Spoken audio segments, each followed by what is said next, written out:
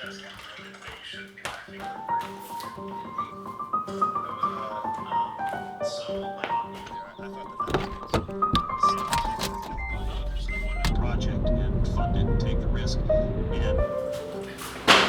from Final Fantasy 7? Zell? How was it? 8. Maybe. Man, I cannot get enough of Octopath Traveler.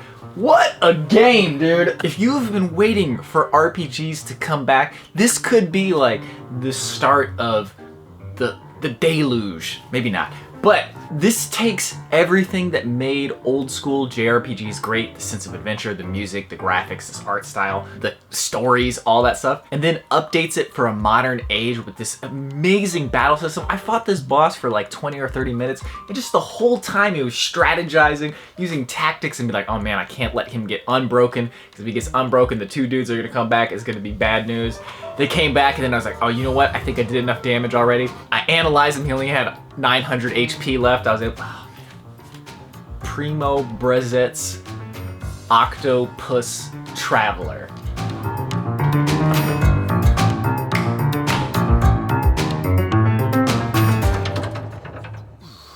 Pretty sure I've talked about it before, but I'm trying to get better at criticism and taking criticism. Well, I have taken criticism my whole life, and I have let people tell me what they think about what I should do with my life, what I should do with my this, what I should do with my that, whatever. And I understand the sentiment. I could tell every single person in my life exactly what they should do to make their life amazing. But of course, that's just from my perspective, looking outside from their life. And I think that's just like a tendency of human nature. It's like that needle in the eye and the log in your eye. What's that one Bible thing? But one thing I'm trying to get better at is to, when somebody gives me criticism, I'm gonna listen to what they have to say.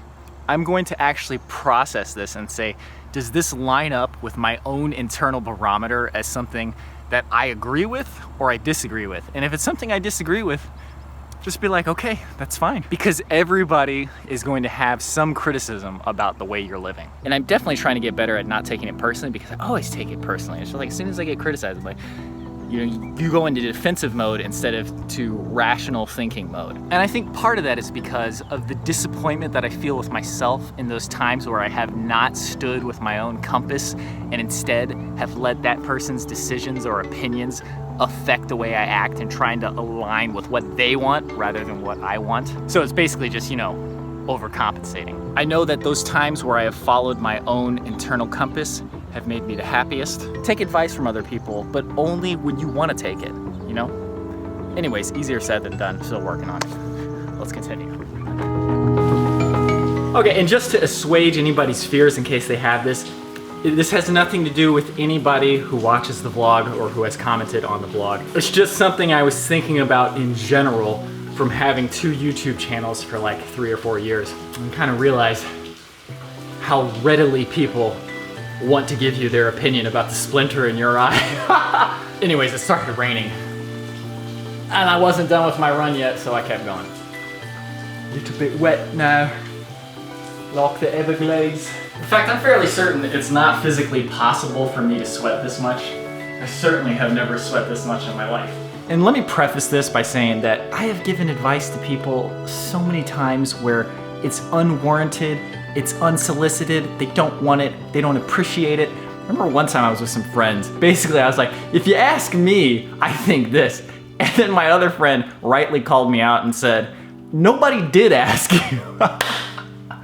Which, that's always stuck in my mind because I'm like, man, why did I give my unsolicited opinion? Nobody wanted it, nobody asked for it. But man, I remember when my mom and I were running the Zumba studio. I don't know if there's certain personality types where this just happens more, but we were constantly getting told by everybody, no matter their walk of life, past experience, or business expertise, how to run our business. There's definitely something to be said about not just totally shutting yourself off to what other people think and not listening to anybody. Like, I don't think that's a good solution either. But it's also like, what am I giving off that gives people this like comfortableness to just tell me how I should be living my life, running my business, doing the things that I do? So in addition to trying to learn how to take criticism when I want it and not take it when I don't want it, I'm also trying to learn how to Stop giving off whatever it is I'm giving off that just invites people to tell me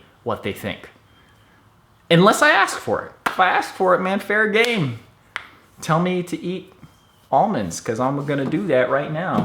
I'm gonna wean. Like right now, for instance, I am actually gonna say, if you do have tips or advice on how to effectively take criticism and have a good balance between listening but doing your own thing when you think you should be doing your own thing, by all means, please let me know. I would much appreciate that.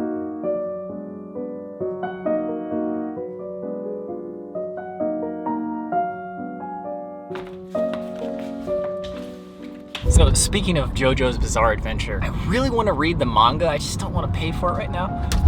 But there is a bookstore right next to my house, which I never go to. I'll go there and peruse their JoJo collection. Now let's hope that I don't buy any of it, because I don't want to spend any money right now. And then, just for fun, why don't we go to the retro game store as well and look at old games? Why not put a few steaks in front of me while I'm starving while we're at it? Well, I mean, there's nothing wrong with that, but you know what I'm saying.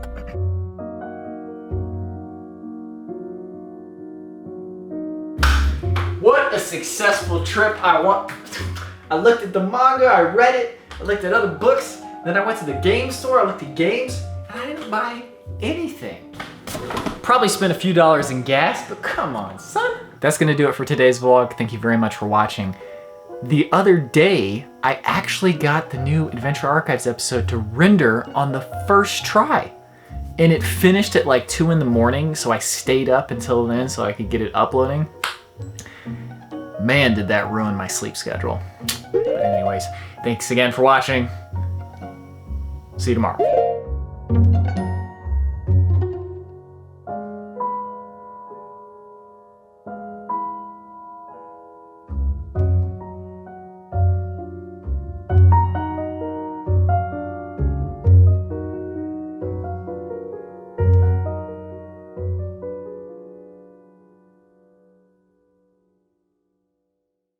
His dog, Coco Chanel, led us to the tent site.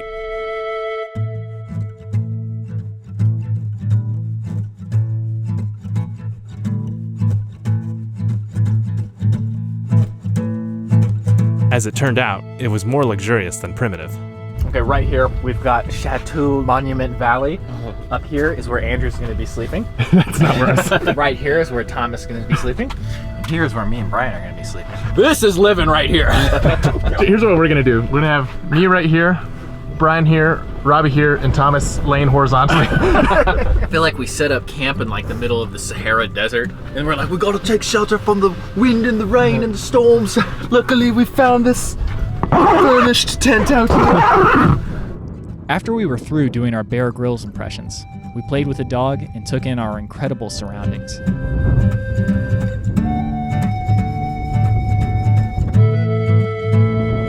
And then, Mark came by to drop off some firewood. While he was there, we chatted a bit. He told us about how the butte behind us, known to most as Mitchell's Butte, got its other name.